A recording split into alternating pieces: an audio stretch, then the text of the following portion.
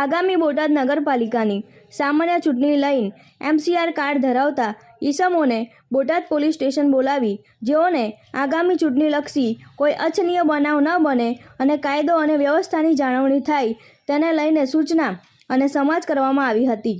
તેમજ આગામી ચૂંટણી લઈને બોટાદ શહેર વિસ્તારમાં ફૂટ પેટ્રોલિંગ કરવામાં આવેલું હતું।